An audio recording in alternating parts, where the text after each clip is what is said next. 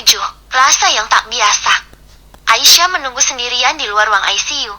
Vino yang merupakan sahabat sekaligus asisten pribadinya Tuan Willy datang mengunjungi. Lelaki gagah, berwajah manis dan memakai kacamata itu menyapa Aisyah yang sedang duduk sendirian di kursi tunggu yang ada di ruang ICU. "Selamat siang Nona Aisyah," ucap Vino ramah. Aisyah melirik pemuda manis itu. "Selamat siang Tuan Vino," jawab Aisyah ramah. "Anda sendirian Nona?" Vino mengedarkan pandangannya ke sekeliling. Aisyah mengangguk. "Panggil saja aku Aisyah. Tidak perlu memanggil Nona," jawab Aisyah pelan. Gadis itu hanya menatap ke ruangan ICU. "Baiklah. Kalau begitu panggil aku Vino. Tidak perlu memanggil Tuan. Karena aku bukan tuanmu," tukas Vino sembari tersenyum. Aisyah melirik lalu tersenyum dan menganggukkan kepalanya melihat pria berkacamata yang terlihat sopan dan ramah. "Baiklah," Aisyah setuju. "Aisyah, kamu tidak pulang ke rumah Tuan Willy?" tanya Vino ingin tahu. Karena ini sudah 3 hari Aisyah menunggu sendirian di rumah sakit tanpa ada satupun keluarga Tuan Willy yang datang, dan hal itu juga membuat Vino merasa aneh kenapa mereka seakan tak peduli pada Tuan Willy. "Belum," Aisyah menggeleng lemas. Sejujurnya Aisyah bingung dengan statusnya. Dia adalah istri sah Tuan Willy, namun dia seperti tidak dianggap menantu oleh keluarga itu.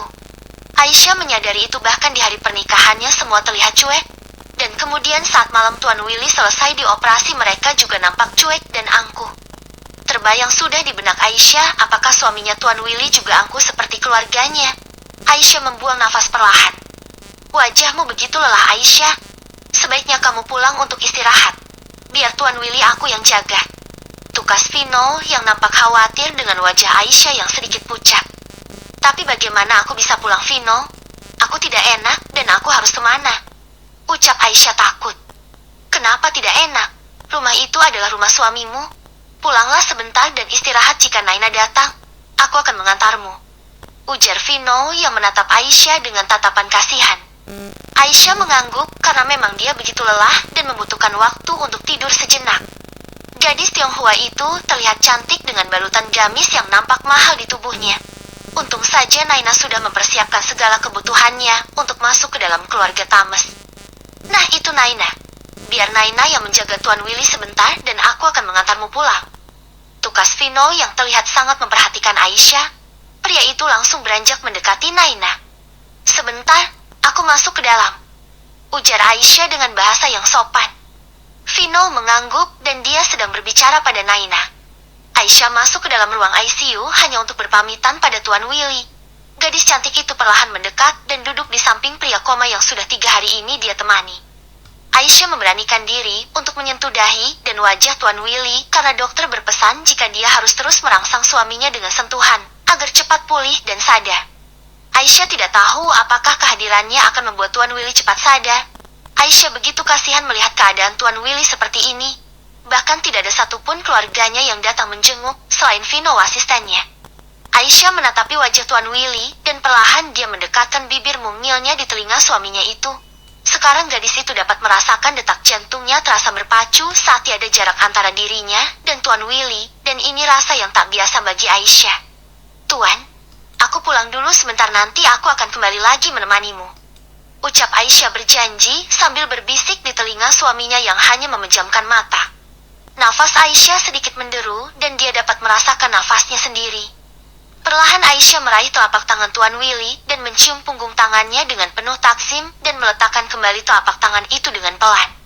"Assalamualaikum," ucap Aisyah perlahan dan kemudian bangkit dari duduknya sembari tersenyum. Kemudian gadis itu pun keluar dari ruangan Tuan Willy. "Naina, tolong jaga sebentar ya. Kabari aku jika ada apa-apa," pinta Aisyah dengan wajah cemas namun dia juga terlihat sangat lelah.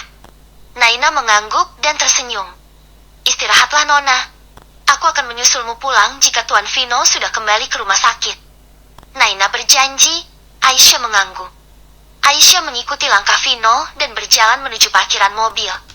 "Silakan Aisyah," Vino membukakan pintu untuk Aisyah. "Terima kasih Vino." Aisyah masuk ke dalam dan duduk manis di samping Vino. "Maaf Aisyah, seatbeltnya belum terpasang."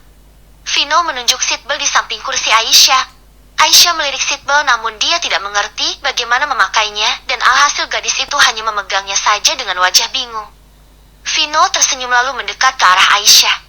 Maaf Aisyah, Vino menarik seatbelt dan memasangkannya dengan benar. Tubuh Vino mendekati Aisyah. Wajahnya dan wajah Aisyah begitu dekat sehingga membuat Aisyah menahan nafasnya tatkala pria itu memasangkan seatbelt untuknya.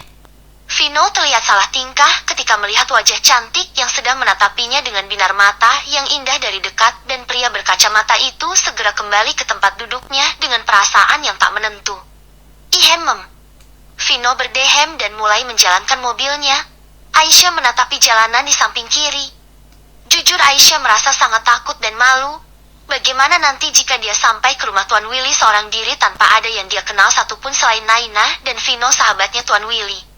Aisyah, kita sudah sampai. Vino mencoba membangunkan Aisyah yang tertidur sepanjang perjalanan. Aisyah mengerjapkan matanya dan melihat keluar dari jendela. Mereka sudah sampai di sebuah halaman yang sangat besar dengan rumah bertingkat yang nampak megah seperti sebuah istana. Gadis itu bengong dan menatap Vino. Ini rumah Tuan Willy? Aisyah bertanya dengan tatapan tak percaya. Vino tersenyum dan kemudian mengangguk. Iya, ini rumah suamimu Aisyah. Ayo kita turun. Ajak Vino yang berkata pelan pada Aisyah. Aisyah diam dan menunduk. Gadis itu sangat takut bagaimana reaksi mereka melihat Aisyah pulang ke rumah Tuan Willy, dan membayangkan hal itu membuat Aisyah takut.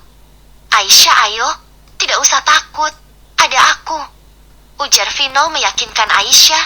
Aisyah menatap keluar lalu turun dari mobil. Vino, bagaimana jika mereka tidak menyukai kedatanganku? Ucap Aisyah perlahan. Kenapa? Kamu menantu mereka, istri Tuan Willy. Jangan takut Aisyah. Vino berkata seperti itu. Aisyah mengekor di belakang Vino dan berjalan menuju pintu rumah Tuan Willy. Seorang kakek tua sedang duduk di kursi roda menatapi taman bunga sambil tersenyum. Itu kakek Kevin, kakeknya Tuan Willy. Dia menderita Alzheimer sehingga membuatnya pelan-pelan kehilangan memori ingatan, ujar Vino pada Aisyah. Selamat siang kakek, Vino menyapa kakek Kevin yang melihat kedatangan Vino dan Aisyah. Kakek tua itu tersenyum ramah sambil mengingat-ingat. Siapa ya? Ucap kakek Kevin. Vino kakek? Masa kakek lupa sama Vino? Vino sahabatnya Willy. Vino mencium punggung tangan kakek Willy. Oh Vino, iya. Kakek Kevin masih berusaha mengingat, kemudian kakek Kevin tersenyum melirik gadis cantik berjilbab panjang yang nampak anggun di samping Vino. Gadis ini siapa? Cantik sekali. Istri kamu ya?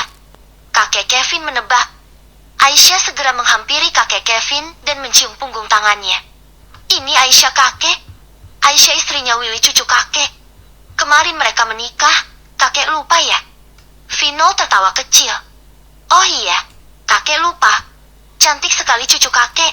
Kemana saja? Willy mana? Kakek Kevin nampak seperti anak kecil.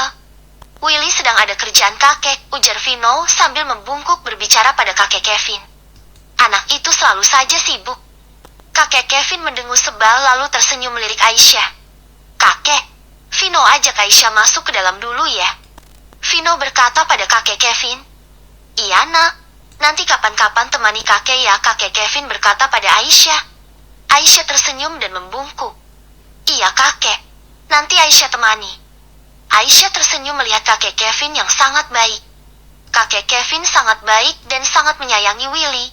Sayangnya dia harus menderita Alzheimer, ucap Vino sambil menghela nafas. Kasihan sekali, jawab Aisyah lalu mengikuti Vino masuk ke dalam rumah. Baru saja beberapa langkah mereka masuk ke dalam, pandangan tajam menyorot kedatangan mereka berdua dan membuat langkah Aisyah berhenti. Bersambung.